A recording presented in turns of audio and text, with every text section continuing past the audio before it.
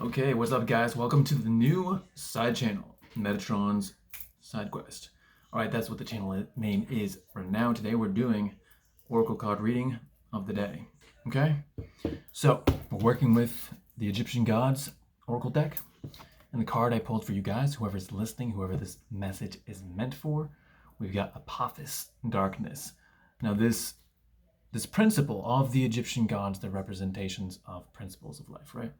So Apophis, this is the principle of darkness. So the serpent represents evil, darkness, chaos, right? In general, chaos.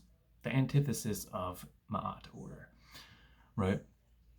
So chaos, or evil, unwholesome things, this obstructs Ra on his journey at all points of his journey, his celestial journey. And so for us, if we're identifying as the main character, as Ra, we have that same thing obstructing us, or apparently obstructing us, at all points on our spiritual journey. Now, if you're not on a spiritual journey, then you're just kind of swimming in the sea of chaos. It's just like everything's up for grabs. You might get lucky sometimes in life, you might not in other points. At the very least, if you're living a conscious spiritual path, then you stand a chance at transmuting that darkness, transmuting those misfortunes, those unfortunate outcomes into something that's actually beneficial to you, something that's actually a stepping stone to the ultimate future that you desire, the ultimate configurations that you prefer, right? So be conscious about how you're moving forward. Be conscious about how you're interacting with the Apophis that appears in your celestial journey, right? So darkness, it is necessary.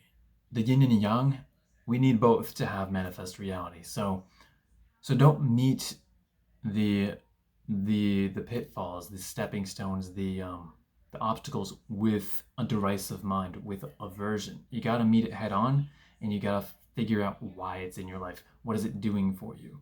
Okay, what wisdom can you transform it into? What can you extract from it? Okay, we need the darkness. This is an essential element of life. Okay, so the message is, the basic messages, and I do have some like clairaudience stuff after this generic message, right, for you guys. So right now, there could be obstacles threatening your balance right now in your life, like more so than usual, right? And so you want to make sure you're not proceeding blindly, but rather consciously, like I just described. You want to be meeting life with this sort of conscious, analytical, spiritual intent, the intent to evolve yourself, okay? So let's get into, so I wrote down the messages for now. This is how we're doing it, okay? So yes, release. You want to, as you encounter these obstacles, you're probably going to be confused, and you're not going to know what to do, or you're going to be upset. Try to release your mind, like in meditation, for example. Release all of that and wait, and just, do your best and wait until inspiration comes to you about what to do next, okay? So that's it for the generic part of this. So what I heard was, as I'm looking at this, I am drawn to this guy here, this little figurine. It's probably a pharaoh, but I hear Egypt is coming. Okay, this is probably something all of you have sensed just from the content on YouTube. The themes of Egyptian gods, or Egypt-related things like Hermeticism even, are coming back into the public eye. There's a slow or gradual sort of resurgence of this. And I don't know if you've noticed this, I certainly have, but rest assured, ancient Egypt is coming back. Okay, I hear Taisa Desha after that. That means crown prince in Chinese. There's a show called Eternal Love where it depicts the immortal realm full of this whole hierarchy of royal immortals that play out these dramas kind of like humans do, but it's all fun and whimsical because they don't die. Well, that's not entirely true. They can die, but they're immortals nonetheless. Okay, so what does that mean? Being a crown prince. Now, he's very stoic, he's noble, he is devoid of emotion, but he's very commendable and respectable as a character, and it's his duty to take care of the realm, basically, in conjunction with the king. The king just kind of chills, and he's kind of not a nice guy either. Taisa Desha, though, everyone likes him, basically. and you've got to respect him. So the advice for me from that symbol is about embodying noble qualities in your life right now. Embody the highest and most virtuous versions of all the qualities that you personally value. And take on more of this like sort of mission mindset where you are becoming more of a servant to the people around you and to even strangers. Try to become more of a leader. See how, in what ways can you improve other people's lives? In what ways can you be a protector and a benefactor? Okay? All right, so that was symbol number 1. Symbol 2, I was drawn to this river. Okay, I'm pretty sure that's a letter of the alphabet. I think it's N, actually, the basic alphabet in Egyptian. But I was drawn to the river, and the first thing I heard was ribbits and toads, I'm pretty sure. But like, I was like, ribbits and toads? That sounds dumb. So, so we changed it into toads and frogs, okay? I heard acclimate yourself and powers that be. Okay, so after a little bit of digging later on, I kept hearing like ribbits and toads and this. So when I investigated toads, I think the symbol is about discernment, okay? So seeing which people are aligned for you, beneficial for you in your life, which ones actually contribute to your expansion and your growth, and which ones are maybe have the appearance of that, but really aren't doing much for you. And actually, I think I don't have this plugged in all the way. That's very unfortunate. I hope this message is still good. Anyway, but so like literally this is useless. That's excellent. I love that. Let's bring this closer.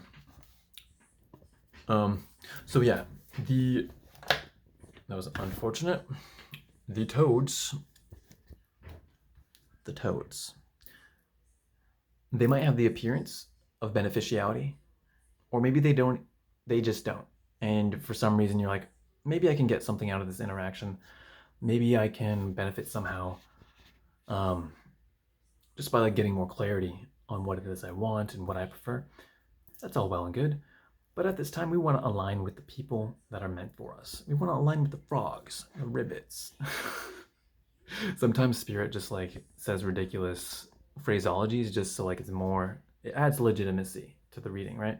Like Taisa Desha, that was just Chinese for no reason, right?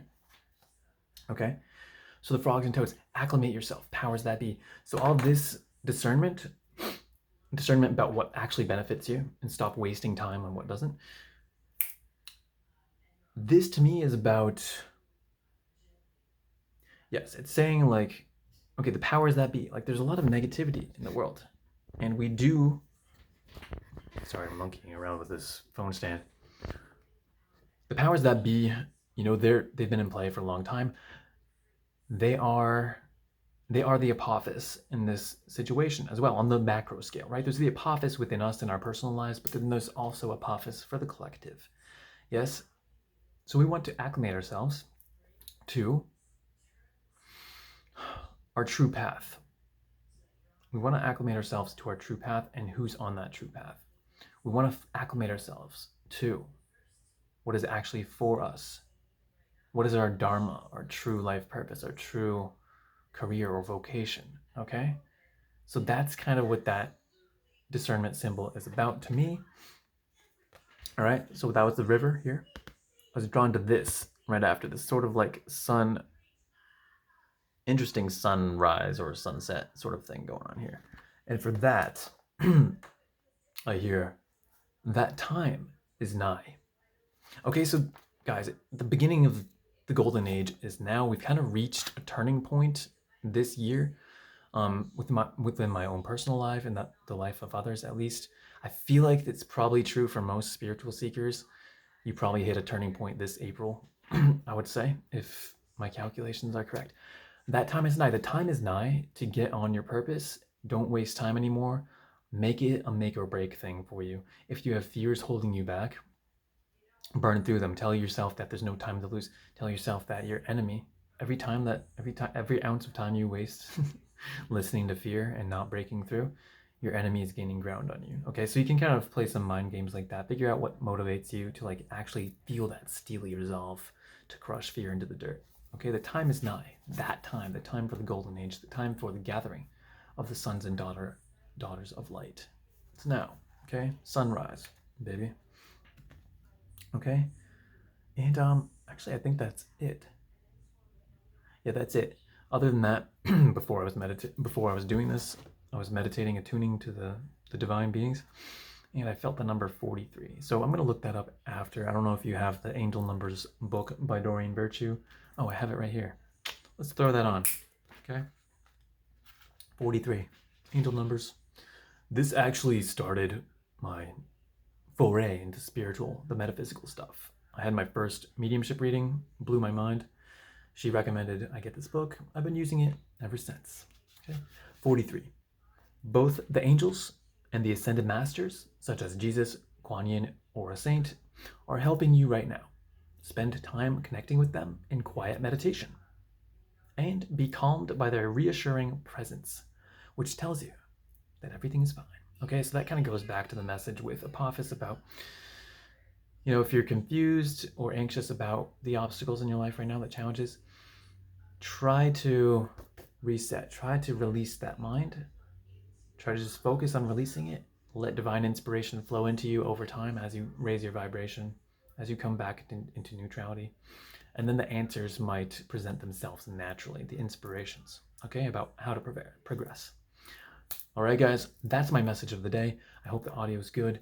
The card is Apophis. The deck is the Egyptian God Oracle. All right, like and subscribe. I'll see you guys next time for the next card reading of the day. Peace.